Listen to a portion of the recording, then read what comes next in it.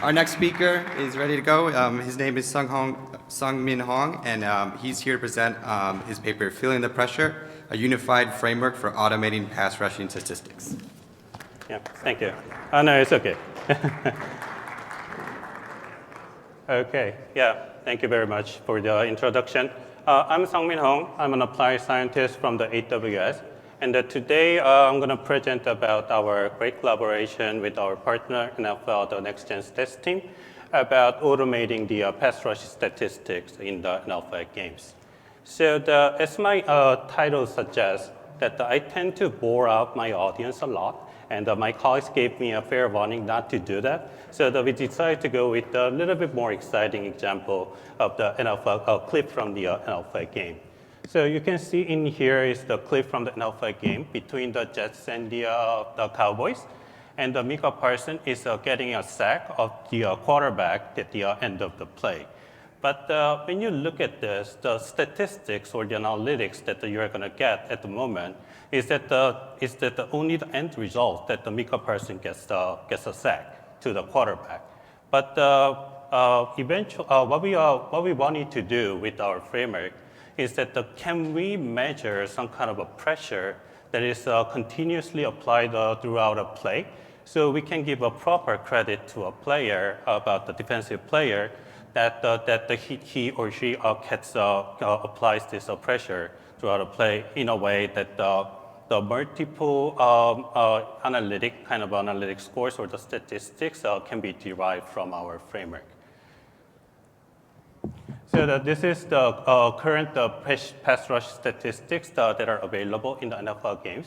That you can see that you actually cannot see it from here, but it is the list of pass rush and how many sacks that the defensive player got, and how many hits he got, or how many rush that he caused. But we want to go behind that. So for example, in this example, you can see that there are two players that are getting sacked at the end of the day, but you can also see that it's not going back. You can also see that there are some other players that are getting close to the quarterback as well. So we want to give a credit for them as well throughout a play. So so playing again, so I'm going to go there. So we want to capture the dynamics of the pass rush, as I continuously say it over and over again, pass rush throughout a play, and give a proper credits to a player. So to do that, there are technical challenges that we had to solve.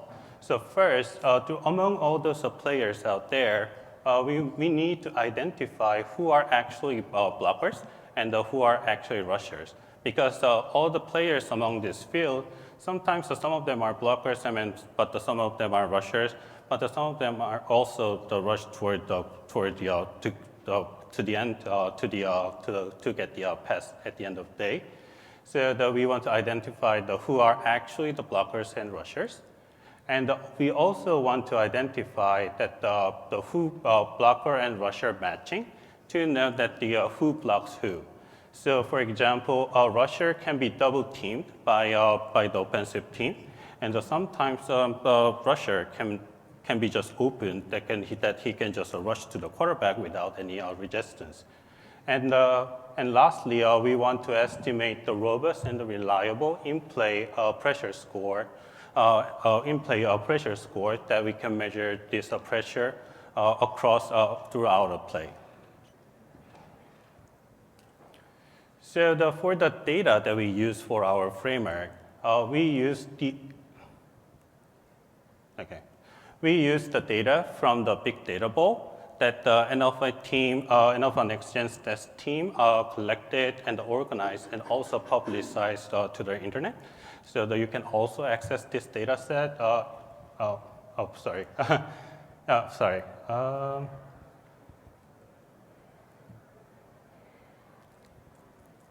Okay, you can also access this data set in the internet with the collaboration with the AWS. Oh, actually, right.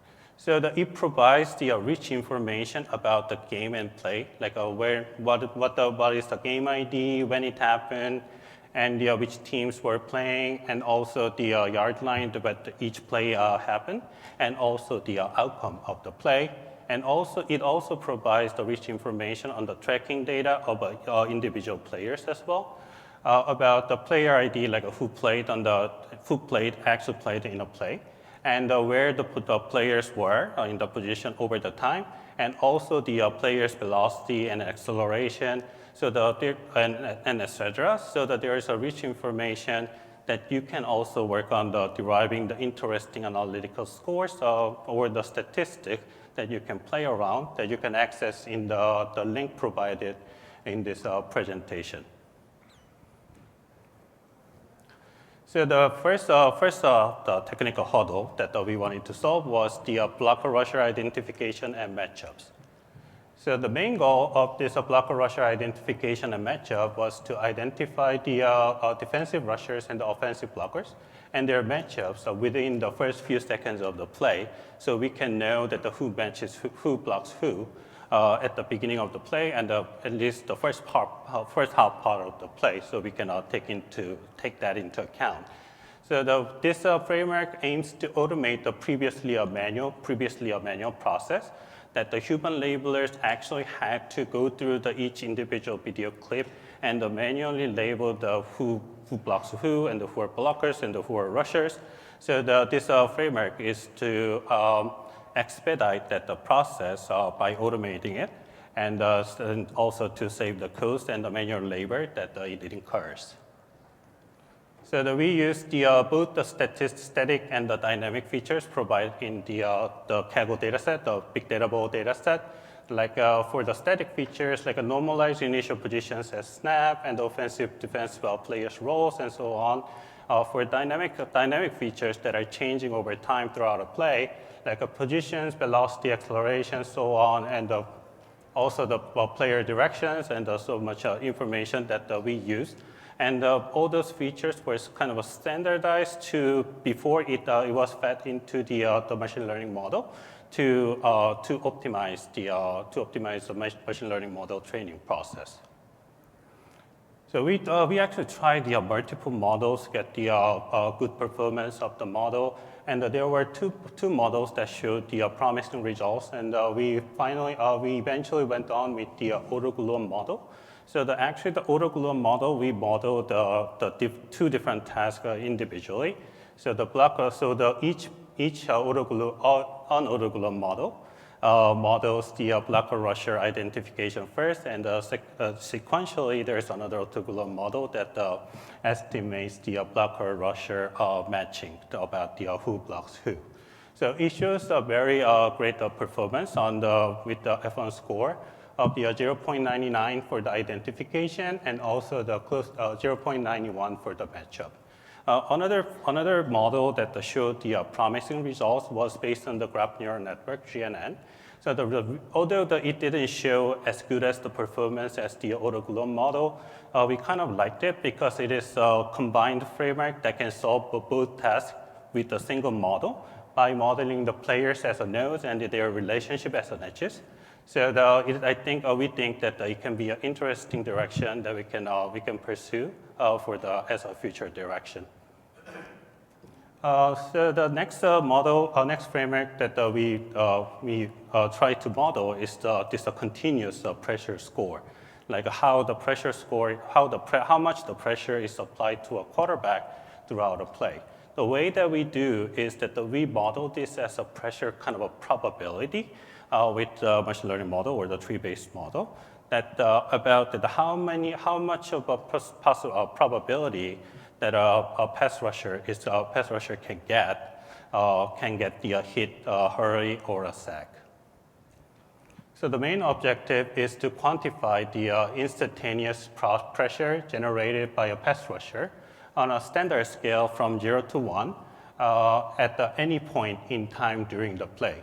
And the outcome of it is to provide the granular visibility into how pressure evolves throughout the rush, throughout the play, and also to allow for the fine-grained analysis of pass rushing and the blocking performance.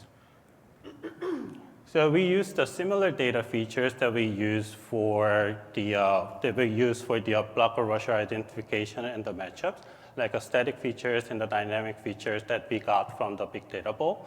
And also the one interesting feature that we engineered is called, we named it as a blocker interference that is used to detect the offensive blockers for each defender in the area of interest. So for each pass rusher and between the pass rusher and the passer and the quarterback, so we calculated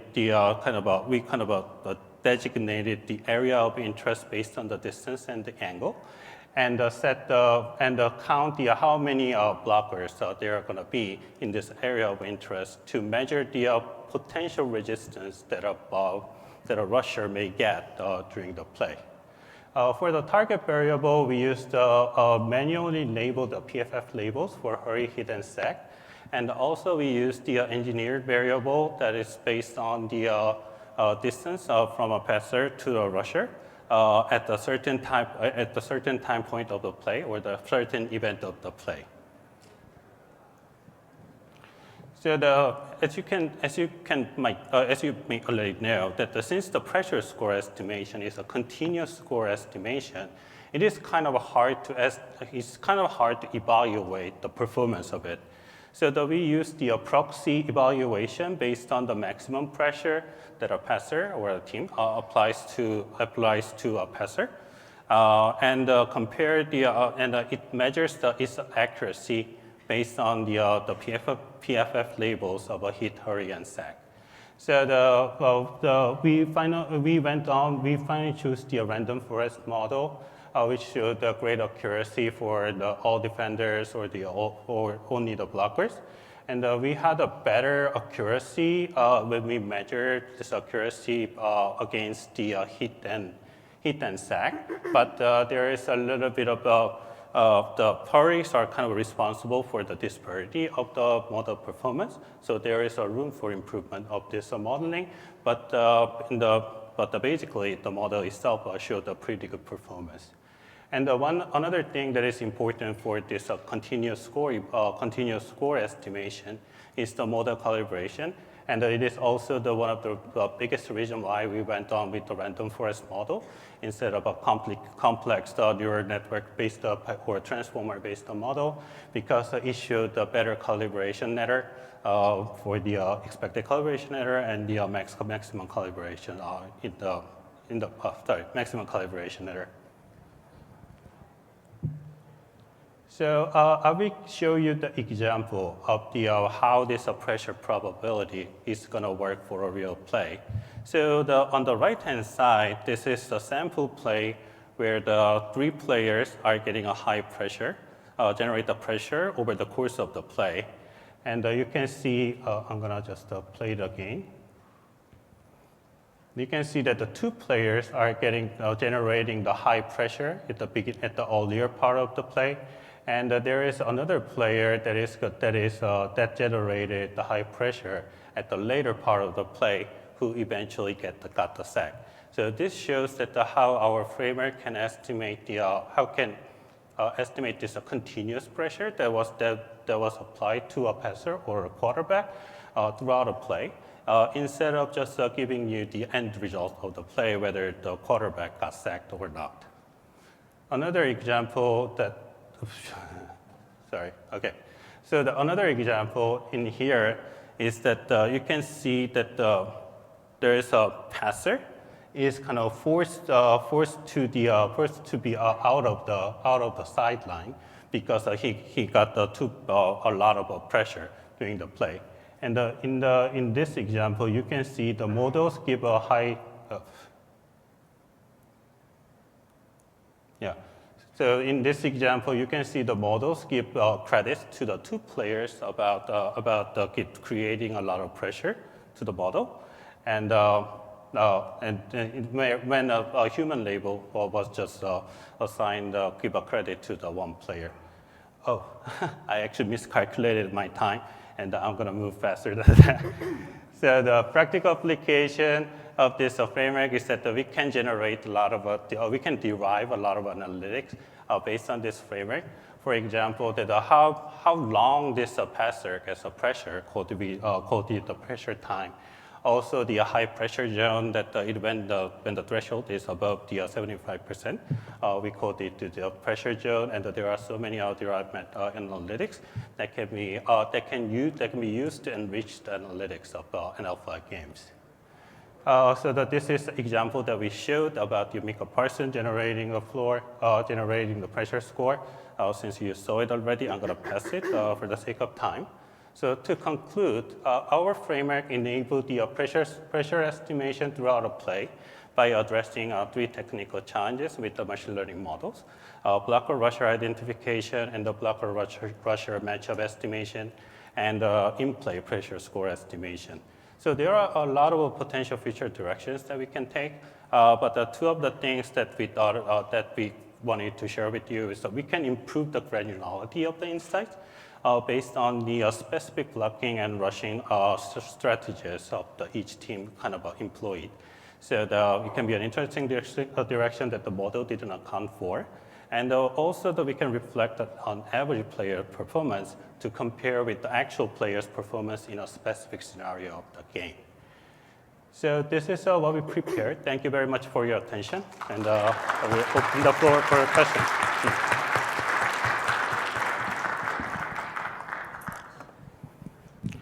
For judges, I'm sorry I spent 4 minutes of your Q&A time, but I'll be fast. No, you're fine. You're fine. First off, I thought that you did really well. You definitely got my attention, with, the subject matter, feeling the pressure, with the pass rusher part. I'm just going to more or less ask you like an introspective question because obviously, you comb through a lot of data, but what would you say is more essential, like having like a really effective pass blocker or a really effective like pass rusher? Like let's say, for example, NFL draft is coming up, April the 25th. And Right. we know that it's much harder to find, a really good quarterback as let's say, as opposed to a running back. There were 12, NFL running backs that rushed for 1,000 yards. Only 3 of them were drafted in the first round. So in other words, you can find them. But when it comes to, elite protection, as opposed to also a really good edge or outside linebacker, what would you say is harder to find? Like if you have somebody from a player personnel that's a decision maker to ask, hey, I have this pick, I have an essential pass blocker, I have an essential pass rusher, they're both equaled out. What would you say is harder to find based on the data that you've gone through? So you are asking that what was the most definitive factors that contributed to the pressure score generation? Correct. Yeah. Okay. So as you could imagine, that the player's relative position, like the rusher's, the relative position to a passer, is one definitive factor because the closer they get, it is more likely that the quarterback is going to get a pressure. And also that there are the multiple kind of features when we did a little bit of the feature analysis, like which features contributed to generate this the pressure, was the obviously velocity and the acceleration, and also the players' initial positions, like the who were kind of close to the quarterback or the who were close to the quarterback tends to generate more pressure, and also that it is also affected by the how many resistance these rushers got during the play. So that you can imagine when when a rusher is open to approach to the quarterback, then it is more likely that the quarterback is going to get more pressure. So about the more explanation that you gave me about like all these different positions, so that we didn't actively account for those kind of complex features in the positions and the position and those kind of things. And I believe it would improve the performance of the model at the end of the day. So it is an interesting future direction that we can take for later exploration. What did you use for data as far as the kind of ground truth for who was blocking who? Oh, who's blocking who? So for the who's blocking who, we got the hand labeled, the manual labeled data from our partner NFL and the PFF. So okay. The human labeled about the who blocks who. Yeah. Just curious there. And it would handle double teams? Oh, yeah, they could go double teams, yeah, or triple teams, yeah. This is more of a maybe a suggestion than a question, but I think ask it anyway. So in terms of a player metric, I would think that you would want to target probability of a pressure, hurry, hit, sack, whatever, by a certain time, rather than like at any point in the play. Right. Because like, Yeah, the speed of being able to get to the quarterback, and reducing the amount of time he has is, so like a hurry at 3 seconds is superior to a hurry at 5.5. Right, that's actually a great point. So in the target variable, so we use the PFF labels of the hit, hurry, and sack that represented the end play results. But we also added one more target variable that was engineered with the threshold of the distance between the passer and the rusher, like when a passer gets within the 1 yard of the quarterback before the 1 second of the time play, then we also took that into account. Yeah. Really interesting. I'm going to be fast. Okay, I have two, but they're going to be fast. Okay, The first is a clarification, which is so when you're learning the pressure probabilities, you have a set of feature vector which includes like position and velocities of all the players, and then you're predicting on sack, hurry, et cetera. Right. Yeah.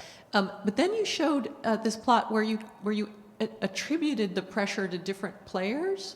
So did you show? Was that like so? In the end, you were saying, okay, we want to be able to attribute which of these players is this pressure coming from? Right. So given that you have, so I'm imagining if I'm evaluating a certain play, I put in the positions and velocity of the players. You have your pressure variable, which is going up, which is like the probability of the sack. Right. How do you disentangle which players the pressure is coming from? Oh, okay. So we didn't actually try to disentangle about which pressure is coming from which specific player. It's actually related to the previous question that we didn't only account for the end results, so that we also accounted for this engineered feature of we call the NGS label. In this way it is not always one player gets a sack. So the target variable is more kind of a forgiving in a way. That when the rushers get into the certain threshold of the area, then it gets credit for that. So this is how we dealt with this the pressure score estimation. So the reason why we did that is that we didn't want to calculate the individual player's pressure score as the contribution of this defensive play.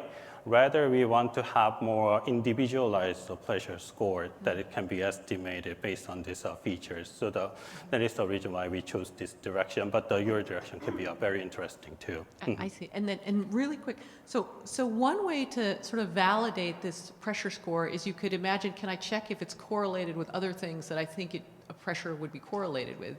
And one thing that pressure might be correlated with is quarterback motion. And you have the velocity of the quarterback. So if you look and you just check if there's a correlation between quarterback velocity and the pressure score, have you checked something like that? We didn't do the correlation analysis, but in the features, I kind of skipped over it very fast. But we took account for the relative positions of those passers to the quarterback, and also the relative velocity and the relative acceleration to take into account that effect. Got it. Great. Thanks. Okay. Thank you very much.